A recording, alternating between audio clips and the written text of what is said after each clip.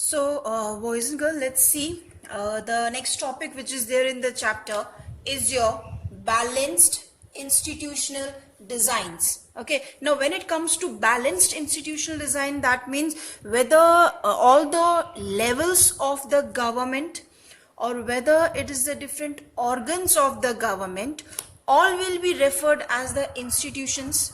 That means the level of the government or the organ of the government organs. Okay, these are basically the institution. Okay, and every institution have their own, that means whether it's a level of government, every institution of the government have their own powers and functions.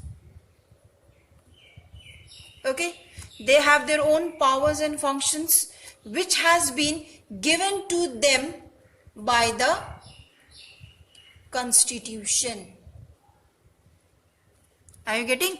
Institutional or institution here is referring to the different levels of the government, different organs of the government, okay, who have their own powers and functions given by the constitution. So when we are talking about particularly Indian constitution, okay, since we know that India is having a diverse, you can say diverse nature form of a society, okay, in which we have a different people belonging to different religion, different caste, different custom they have, different traditions they have, okay, so we are having different levels and organs of the government so that the powers and functions which has been given to them by the constitution must be balanced.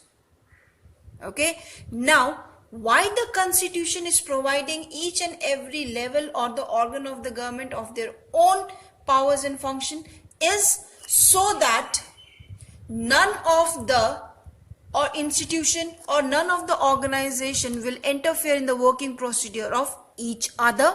Okay, for let me give you an example. Now when it comes to the you can say like the organs of the government, okay, let's talk about the organs. I'm just giving you an example. When we are talking about the organs of the government, we have three organs of the government. No, first legislature, judiciary and executive. Right, these are the institutions who have their own powers. Like legislature have the power to make the law, lawmaking is in the legislature, judiciary checks the law and executive is the one who executes or checks whether there is the implementation has taken place or not of that particular law.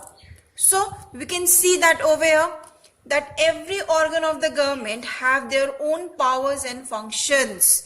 Now just imagine that instead of dividing the power of making the law among these three organs, okay, imagine the power has been given only to one organ instead of distributing the power among the three organs. Okay, so it would have led to a what? It would have led to a, you can say, confusion. Okay, it would have left to the conflict. Why? Because the whole responsibility is on the legislature. So legislature can misuse the power,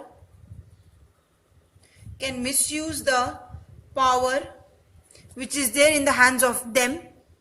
So it can also take those kind of a decision which is important, or you can say which is in a favor of this particular organization instead of the other two organization or the other two organs.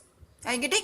That's why Indian constitution has provided all the levels or organs, or overall you can say the institutions which are there with their own powers and functions, so that there won't be any kind of a conflict among them.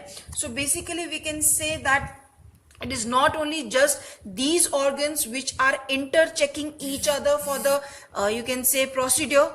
Okay, because if there would be only legislature, it would have misused the power. But now it's not the scenario. The scenario is every three organs have been provided with their own function and the power, which will provide each an organ with the power to check that whether this particular organ is working according to the need of the people within the power jurisdiction of its own or not.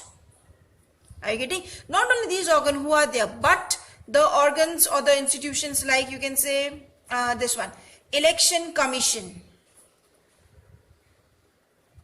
Okay, election commission is one of the organization, is one of the institution which is a independent body. Okay, now this ensures that even if one institution wants to subvert the constitution, or you can say wants to do the things which they want to do according to their way, okay, may be checked by the other organization or the other institution. So there lies what? Checks and balance. Checks and balance. And once an institution or a particular constitution of a particular nation is having checks and balance, it can be referred as a success to that particular constitution of a nation. Are you getting? Another important aspect which we can see regarding the institutional design, regarding the way an institution should be designed, what kind of a thing should be included, okay, like it should be able to maintain a balance. The checking can be done, but when it comes to the term balance especially, okay, when it comes to the balance, constitution or the constitution of any nation, here we are talking about the Indian constitution, so let's have a thought regarding that. When we are talking about Indian constitution in terms of balance, we must see that there is enough flexibility. Okay, there must be enough flexibility. Now why enough flexibility? Because as nowadays we can see that there are new things which comes up every time, every day in front of us. Okay, so the changes, or you can say the changes that we want to make can be done. Okay, can be done. It should not be like that. No, this is the thing which is there in the constitution and it has to be that only. No, it should not be like that. It must have enough flexibility so that the changes can be taken place, and those changes especially which is there according to the situation, according to the time. Okay, but providing enough flexibility should not be taken in you can say should not be taken in always in a, you can say, positive manner. Okay, because instead of providing enough flexibility, there must be rigidity also. Rigidity. Why? Because when it comes to the terms, or you can say to certain basic, you can say norms. Yes, we can use the term norms. Okay, like values. Okay, you can say the way of working in a particular office. So norms and values are, you can say, these are some scenario, or these are some of the points which cannot be come under flexibility. Why it does not, or why it doesn't come under the term flexibility, is because norms and values are those basic values which has to be there in an individual. Okay, you cannot change the norms and values. Okay, for example, recently you can say the new changes has taken place. Are you getting? Just like the Article 371 has been you can say now has been abolished. Okay, so that means the state of J&K comes directly under the control of the Indian government. As earlier, you know that it used to be remain as a separate state having a separate constitution of its own, but now it's has been made mandatory by abolishing the article, because of which now the J&K comes under the direct control of the Indian government. So that has been made the change. That is your flexibility. Are you getting? So changes are there, but the norms and the values of that particular you can say society, or the people living in that society, will not be changed. They will have the same value that they used to give, like to the humankind. Okay, so that should be done So at the same time, norm should also be, rigidity should also be there in a constitution, and flexibility should also be there in the constitution. And when it comes to the term of the Indian constitution is both flexible and rigid. Because if it will be very much rigid, it can lead to the, you can say, break of the constitution. Okay, break of the change, referring to that whatever the changes that are needed in today's you can say environment, in today's scenario, if that will not be there, then the people will not find it much more appropriate according to the changing scenario which is there.